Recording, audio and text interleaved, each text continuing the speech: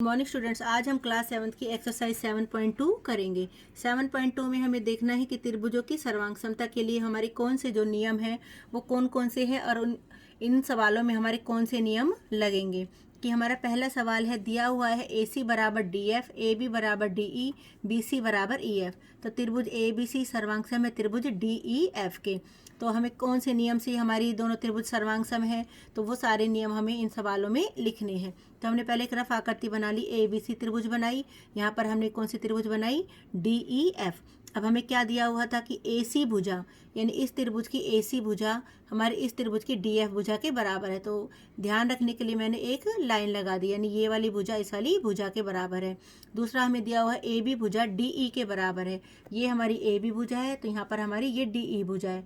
यहाँ पर ये वाली भुजा इस भुजा के बराबर है। इसको मैंने यहाँ पर दो डंडों से दिखा दिया, ये निशान है हमारा। तीसरा है हमारा BC भुजा EF के बराबर है, यानी इस त्रिभुज की BC भुजा और इस त्रिभुज की EF भुजा, ये तीनों, इसके लिए हमने कितने निशान ले लिए, 1 2 3, यानी ये वाली भुजा इस वाली भुजा के बराबर है। अब हमें देखने से ही पता चल जाएगा कि कौन सी भुजा के बराबर है। ये इसके बराबर है, ये इसके बराबर है और ये वाली भुजा हमारी इसके बराबर है। यानी इस त्रिभुज की तीनों भुजाएं हमारे इस त्रिभुज की तीनों भुजाओं के बराबर है। तो यदि एक त्रिभुज की तीनों भुजाएं दूसरी त्रिभुज की तीनों संगत भुजाओं के बराबर हो तो वो त्रिभुज हमारी सर्वांग सम होती है। कौन से नियम से, SSS। इसे हम बोलते हैं साइड साइड साइड, यानी भुजा भुजा भुजा सर्वांग समता प्रतिबंध। यानी ये हमारा हो गया पहला नियम। SSS नियम से भी हमारी त्रिभुज क्या होती है, सर्वांग सम। अब आते हैं हम अगले क्वेश्चन पे। दिया हुआ है हमें ZX बराबर RP, RQ बराबर ZY, एंगल PRQ बराबर एंगल XZY। तो क्या त्रिभुज PQR हमारी सर्वांग सम है त्रिभुज XYZ के। तो सबसे पहले हम एक रफ आकृति बना लेंगे। हमने सबसे पहले एक त्रिभुज बना ली PQR और एक त्रिभुज बना ली हमने क्या, XYZ। अब हमें जो जो दिया हुआ है वो हम मार्क कर लेते हैं। सबसे पहले हमें दिया हुआ था कि ZX बराबर है हमारे RP के। अब हमारा ZX कहाँ पर है, ये, और इधर हमारा RP है ये, यानी ये वाली भुजा इस वाली भुजा के बराबर है।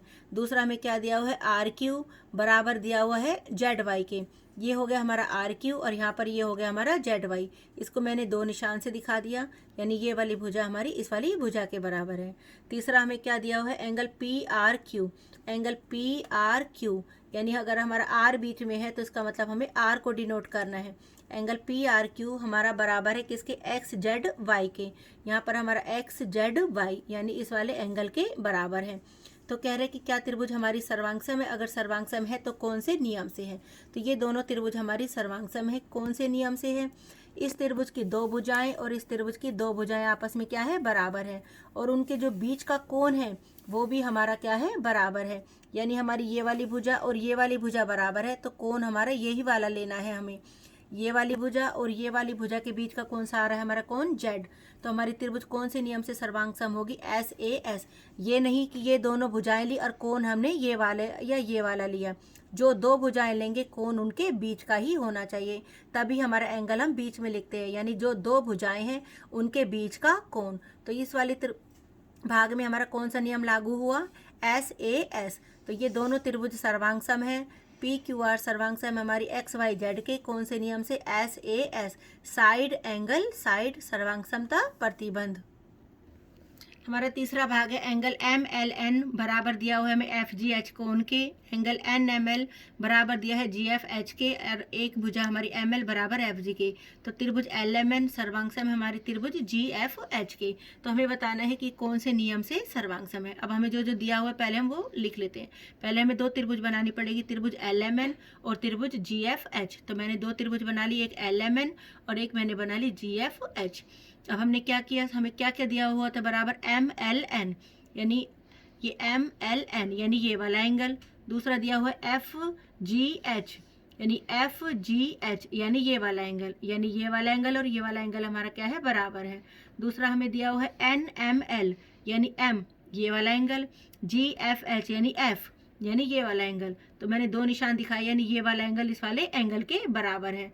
तीसरा है हमारी ML भुजा और इधर है हमारी FG भुजा। ML भुजा मेरी ये है और FG भुजा मेरी ये है, यानी ये एक भुजा बराबर है। तो यानी हमारे दो कोण और एक भुजा बराबर है। ये त्रिभुज हमारी दोनों सर्वांग होगी कौन से नियम से? ए एस ए, यानी दो कोण और उनके बीच की भुजा।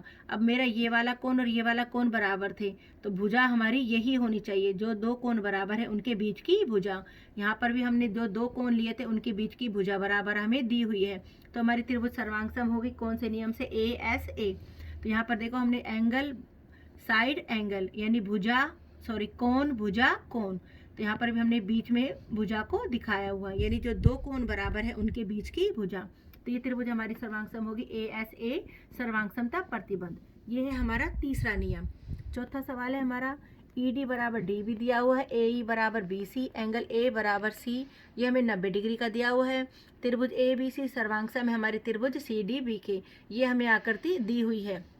इस आकृति में हमें बताना है कि त्रिभुज हमारी कौन से नियम से सर्वांग सम है।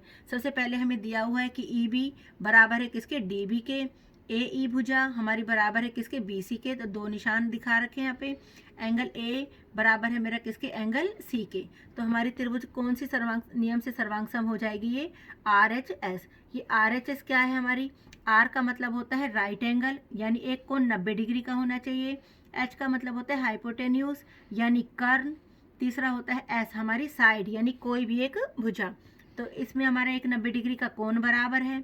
हाइपोटेन्यूज किसे कहते हैं? जो 90 के सामने वाली भुजा हो, यानी 90 के सामने वाली भुजा इसमें ये है और इसमें 90 के सामने वाली भुजा ये है, यानी दोनों त्रिभुजों का कर्ण भी बराबर है।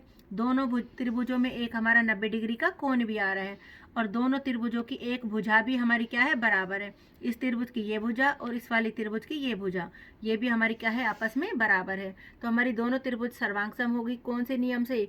आर एच एस, सर्वांग समता प्रतिबंध, यानी जिसमें हमारे 90 डिग्री वाला रूल आता है वो हमारी आर एच एस, सर्वांग समता प्रतिबंध से त्रिभुज सर्वांग सम होती है। तो हमने पहले क्वेश्चन में 4 नियम पढ़े त्रिभुज की सर्वांग समता के। एक तो हो गया एस एस एस, यानी तीनों भुजाएं। दूसरा था एस ए एस, यानी दो भुजा और उनके बीच का कोण। तीसरा नियम था हमारा ए एस ए, यानी दो कोण और उनके बीच की भुजा। चौथा नियम है हमारा आर एच एस, यानी राइट एंगल, हाइपोटेन्यूस यानी कर्ण, एस यानी साइड, कोई भी भुजा। तो इसका मतलब हमारे 4 नियम है। इन चारों नियम के आधार पर ही हमारे त्रिभुजों की सर्वांग समता होती है। धन्यवाद।